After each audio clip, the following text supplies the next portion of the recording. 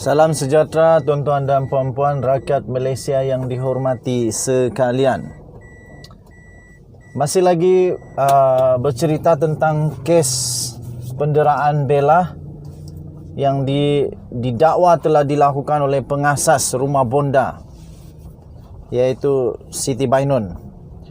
Ramai orang duk menghantam, duk marah, duk cakap sana sini tentang kes ini tanpa mengetahui usul periksa, tanpa mengetahui dia punya perjalanan, kronologi dan fakta kes.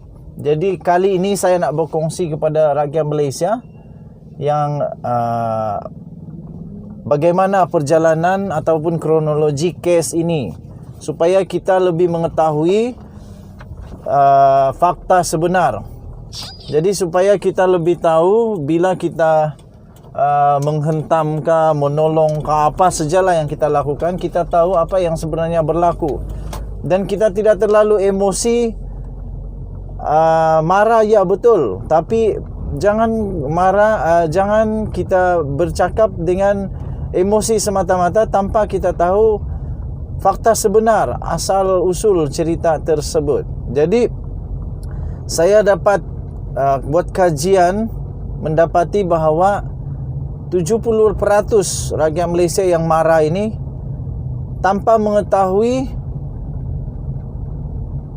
fakta lengkap, tanpa mengetahui asal usul cerita. Yang mereka tahu Bella kena dera, itu saja. Tetapi ramai yang tak tahu bagaimana Bella didera, macam mana teruknya Bella didera, macam mana permulaan pokok pangkal kepada kantoinya penderaan tak berperikemanusiaan ini. Siapa yang pertama sekali dapati kes ini?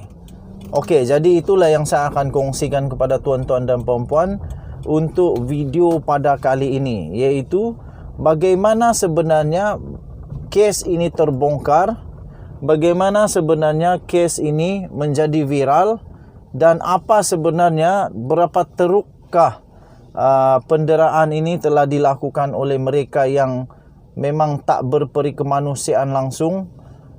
Saya boleh kata binatang pun tak buat macam tu. Okey, nanti saya akan sambung semula. Saya ada urusan sekejap, jadi saya akan berikan kepada kamu data, maklumat. Okey, jadi begini tuan-tuan dan puan-puan, ceritanya begini supaya kamu tahu perjalanan dia. Memang betul ada banyak hikmah yang berlaku sepanjang PKP, sepanjang COVID.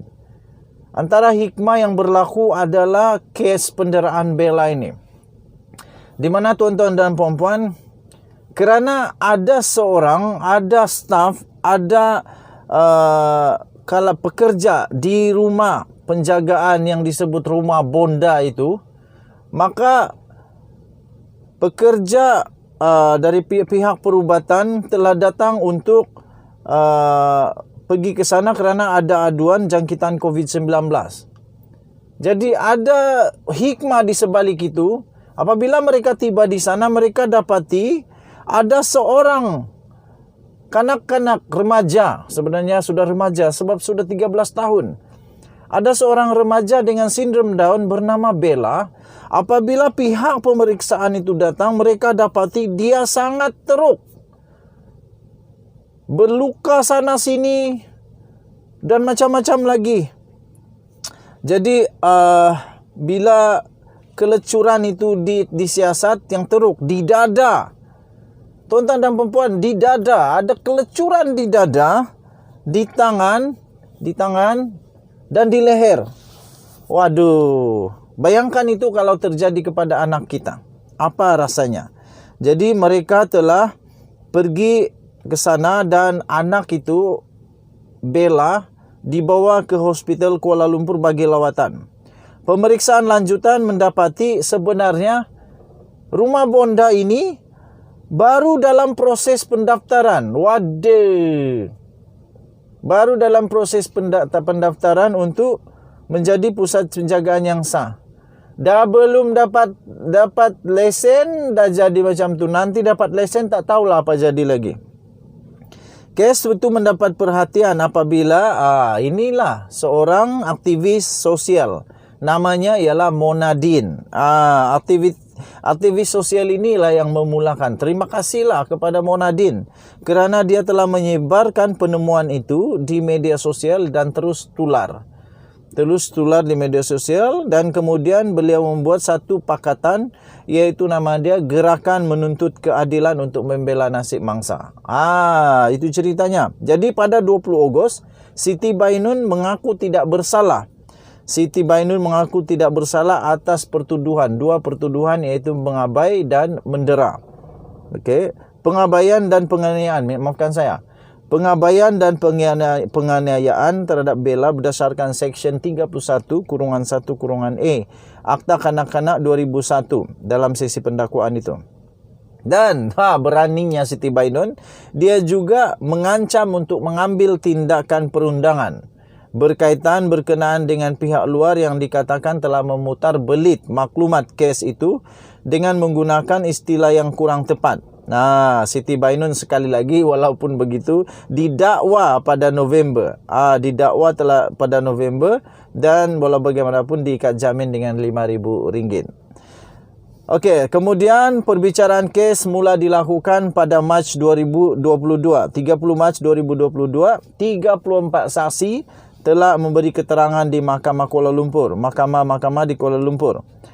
Ahli-ahli perbicaraan terlibat juga diberi peluang untuk melawat dan menyiasat lokasi kejadian penderaan tersebut. Pada 8 April, memberi maklumat. Perbicaraan kes pada 8 April telah memberi maklumat lanjutan berkenaan dengan kes. Penghuni rumah bonda juga mendedahkan bahawa dirinya sendiri telah mendera atas arahan daripada Siti Bainun dengan mencampak air panas terhadap Bella. Tak dapat nak hadam yang ini.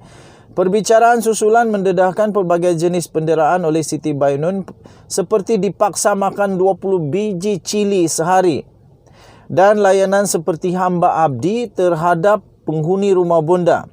Selain itu, saksi juga menyatakan bahawa penderaan terhadap Bella dilakukan setiap hari, yakni pada setiap malam sejak Mac hingga Jun 2021.